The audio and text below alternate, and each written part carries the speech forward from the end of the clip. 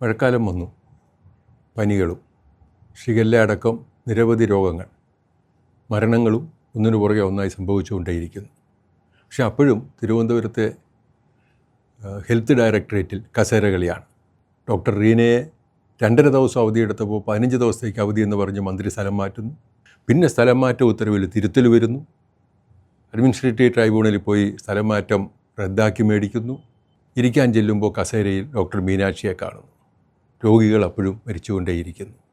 അവിടെ ഈ തർക്കവും മന്ത്രിയും ഡയറക്ടറുമായിട്ടുള്ള തർക്കവും അങ്ങനെ ആരോഗ്യരംഗത്തിന് നാഥനില്ലാതെ പോയിക്കൊണ്ടേയിരിക്കുന്നു. ഇത് നമ്മുടെ ജനതയുടെ ഒരു ശാപം എന്നുള്ള നിലയിലാണോ, UDFൻ്റെ പുതിയ തന്ത്രം എന്നുള്ള നിലയിലാണോ എടുക്കേണ്ടതെന്ന് എനിക്കറിയില്ല. കാരണം നമ്മൾ വിദ്യാഭ്യാസ രംഗത്ത് നോക്കുമ്പോൾ PM ശ്രീ തലപോയാലും PM ശ്രീ നടപ്പാക്കില്ല എന്ന് പറഞ്ഞ UDF നേതാക്കൾ, അറബിക്കടലിലേക്ക് വലിച്ചെറിയുമെന്ന് പറഞ്ഞ UDF നേതാക്കൾ, വളരെ ഉച്ചത്തിൽ പുറപ്പുറത്ത് കയറി എന്ന് പറഞ്ഞിരുന്നതൊക്കെയും മറന്നു കഴിഞ്ഞിരിക്കുന്നു. ഇപ്പോൾ മുഖ്യമന്ത്രി സതീശൻ പറയുന്നത് PM ശ്രീ ഒപ്പിട്ടുപോയില്ല, ഇനി എന്ത് ചെയ്യാൻ പറ്റും? തിരഞ്ഞെടുപ്പ് കാലഘട്ടത്തിലും ഒപ്പിട്ടുപോയതാണോ അല്ലയോ എന്നുള്ളതിനെപ്പറ്റി വ്യക്തമായ ധാരണയുണ്ടായിരുന്നല്ലോ. അന്നേരവും തങ്ങൾ അധികാരത്തിൽ വന്നാൽ BJPയുടെ ഈ പദ്ധതി ഒരു കാരണവശാലും കേരളത്തിൽ നടപ്പിലാക്കില്ല, RSSൻ്റെ കാവ്യവൽക്കരണം ഏത് വില കൊടുത്തും അതിനെ തടഞ്ഞു നിർത്തും എന്ന് പറഞ്ഞ UDF ഇന്ന് യാതൊരു കൂസലുമില്ലാതെ BJP പറയുന്ന കാര്യങ്ങൾ ശിരസാവഹിക്കാൻ തയ്യാറായി നിൽക്കുന്ന ഒരു B ടീമായി കേരളത്തിൽ സതീശൻ മന്ത്രിസഭ മാറിക്കഴിഞ്ഞിരിക്കുന്നു. ഇപ്പോൾ ബഡ്ജറ്റ് വന്നു. ബഡ്ജറ്റിനെ പറ്റി ദീർഘമായി ഞാൻ സംസാരിക്കുന്നില്ല. പക്ഷേ ബഡ്ജറ്റ് ഒരു കാര്യം വളരെ വ്യക്തമായി കാണുകയാണ്.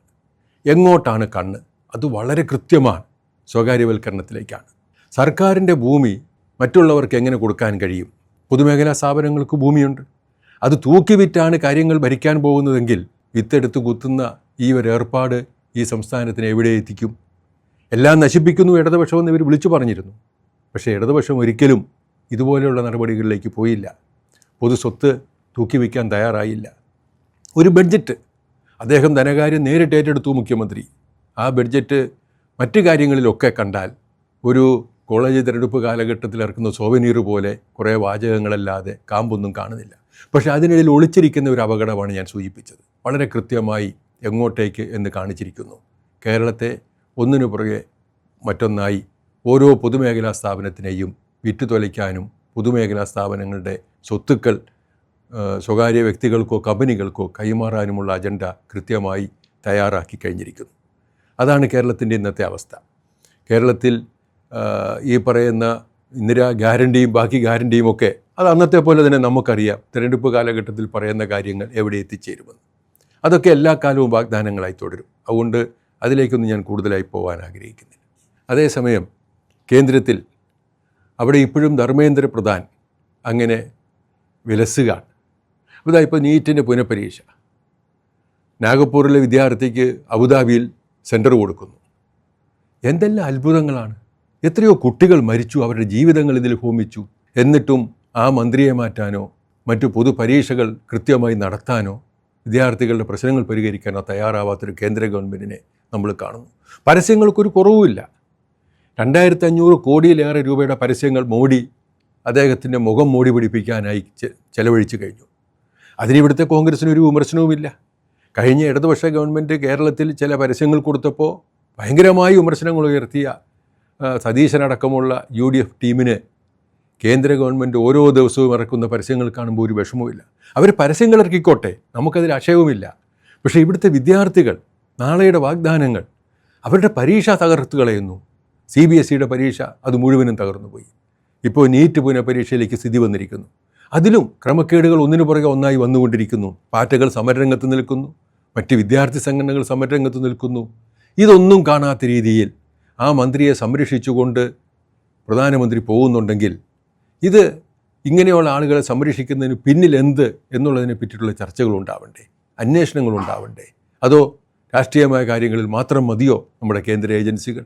അതാണ് ഇന്ന് കേന്ദ്രം നേരിടുന്നത്. മറ്റു കാര്യങ്ങളിലേക്ക് ഞാനിപ്പോൾ കടക്കുന്നില്ല. കാരണം ക്രൂഡ് ഓയിലിൻ്റെ വില വളരെ വളരെ താഴേക്ക് വന്നു.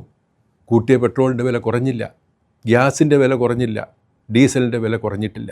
അങ്ങനെ ചരിത്രത്തിൽ സംഭവിച്ചിട്ടുമില്ല. വലിയ നഷ്ടമാണെന്ന് പറഞ്ഞ് ഈ കമ്പനികൾ കബളിപ്പിച്ച് കള്ളക്കണക്ക് നിരത്തി ജനങ്ങളെ കൊള്ളയടിച്ച് വില കൂട്ടി വിറ്റ് കഴിഞ്ഞാലും ക്രൂഡ് ഓയിൽ വില എത്ര താഴേക്ക് വന്നാലും അതിൻ്റെ ഒരു ആശ്വാസം ജനങ്ങൾക്ക് നൽകാൻ കേന്ദ്ര ഗവൺമെൻറ് ഒരു കാലഘട്ടത്തിലും തയ്യാറായിട്ടില്ല. അത് തുടർന്നുകൊണ്ടേയിരിക്കുകയാണ്.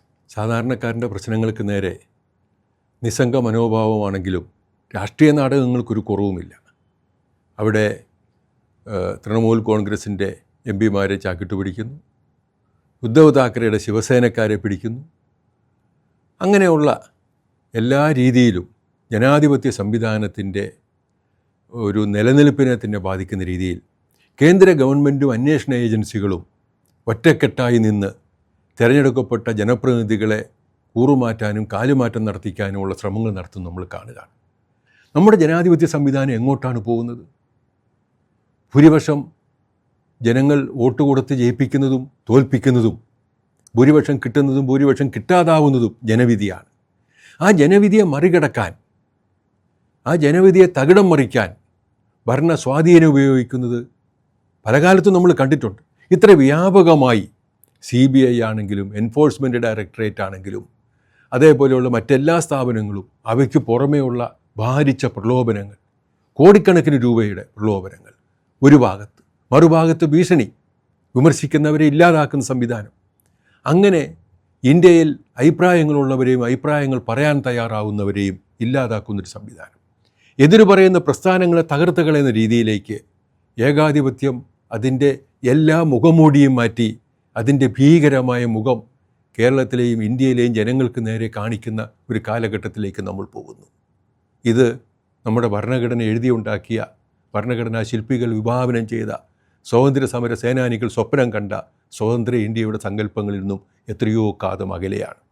ഇപ്പോൾ നമുക്കറിയാം, ലോകരംഗത്ത് ഇപ്പോൾ കരാർ ഒപ്പിട്ടു. ഇറാനും അമേരിക്കയും തമ്മിൽ യുദ്ധം അവസാനിപ്പിക്കാനുള്ള കരാർ ഒപ്പിട്ടു. കടലിടുക്കിലൂടെ ഇനി കപ്പലുകൾ നിർബാധം കടന്നു വരും എന്നാണ് പറയുന്നത്. വന്നു തുടങ്ങിയെന്നും പറയുന്നുണ്ട്. നല്ല കാര്യമാണ്. പക്ഷേ എവിടെ, എന്ത് വിജയമാണ് ഇത്രയും ആളുകളെ കുരുതി കൊടുത്ത് അമേരിക്കയും ഇസ്രായേലും നേടിയത് എന്ന് ശ്രദ്ധിക്കേണ്ടതല്ലേ? എത്ര ആളുകൾ മരിച്ചു, പിഞ്ചു കുട്ടികളടക്കം. നഴ്സറി സ്കൂളിലെ വിദ്യാർത്ഥികളെ അടക്കം കൊന്നുകളഞ്ഞില്ലേ? എന്ത് നേടി? $30,000 കോടി സഹായമായി അല്ലെങ്കിൽ നഷ്ടപരിഹാരമായി കൊടുക്കുന്ന രീതിയിലേക്കൊരു കരാറുണ്ടാകുന്നു. അപ്പോൾ അത് ചെയ്തത് തെറ്റാണെന്നുള്ളൊരു സംശയവുമില്ല. ഒരു രാഷ്ട്രത്തലവനെ വധിക്കുന്നു, അവിടുത്തെ മറ്റധികാരികളെ വധിക്കുന്നു, രാജ്യത്തിൻ്റെ അതിരുകൾ കടന്ന് അങ്ങോട്ടേക്ക് അക്രമങ്ങൾ നടത്തുന്നു. എല്ലാം ചെയ്തതിന് ശേഷവും ട്രംപ് ഇപ്പോൾ ഒന്നും സംഭവിച്ചില്ല എന്നുള്ള മട്ടിൽ ലോകസമാധാനത്തിൻ്റെ വ്യക്താവായി തുടരുന്നു. ഈ കരാർ ഇവിടെ ഒപ്പിടുമ്പോൾ ഇതിനൊരു കൂട്ടുകക്ഷിയുണ്ട്, ഇസ്രായേൽ. അവർ പാലസ്തീനിലേക്കുള്ള ആക്രമണങ്ങൾ ഇപ്പോഴും നടത്തിക്കൊണ്ടിരിക്കുകയാണ്. ഹിസ്ബുള്ളയും ഇസ്രായേലും തമ്മിലുള്ള സംഘർഷത്തിനൊരു അയവുമില്ല, അത് നിർബാധം തുടരുകയാണ്. ലോകത്തിന് സമാധാനം എന്നെങ്കിലും ഒരിക്കൽ ഉണ്ടാകുമെന്ന് ആഗ്രഹിക്കുന്ന അത്തരം സ്വപ്നങ്ങൾ കാണുന്ന ഒരു തലമുറയ്ക്ക് മുന്നിൽ ഒരു പ്രതീക്ഷകളും കാണിച്ചു കൊടുക്കാൻ നമുക്ക് കഴിയുന്നില്ല. നമ്മുടെ ലോക നേതാക്കൾ നിസ്സഹായരായി നിലകൊള്ളുകയാണ്. അവർക്കാർക്കും അത്തരം കാര്യങ്ങളെ പറ്റിയിട്ടില്ല. ആ ആയുധങ്ങൾ എങ്ങനെ ഉണ്ടാക്കാം, ആയുധങ്ങൾ എങ്ങനെ വിൽക്കാം, ആ ആയുധങ്ങൾ പരീക്ഷിച്ച് ജനങ്ങളെ കൊന്നൊടുക്കുന്നത് എങ്ങനെ എന്നുള്ളതിനപ്പുറത്തേക്ക് കാണാൻ കഴിയാത്തവരായി ലോക നേതാക്കൾ മാറുന്നു നമ്മൾ കാണുന്നു. നിശ്ചലമായി നിൽക്കുന്ന ഐക്യരാഷ്ട്രസഭയെ നമ്മൾ കാണുന്നു. നാളുകളിൽ ആയുധ കൈമാറ്റത്തിൻ്റെയും ആയുധ മത്സരത്തിൻ്റെയും രംഗമായി ഈ ലോകം മാറുമ്പോൾ ഈ മണ്ണിൽ മനുഷ്യജീവിതം എങ്ങനെ മുന്നോട്ട് പോകുമെന്നുള്ളതിനെപ്പറ്റി ഉള്ള ആശങ്കകളുമായി പിറക്കാനിരിക്കുന്ന തലമുറകളെ കാത്തു നിൽക്കുന്നത് ഈ ആശങ്കകൾ മാത്രമായിരിക്കും എന്നുള്ള സങ്കടകരമായ സത്യം നമ്മൾ അംഗീകരിക്കേണ്ടി വരുന്നു.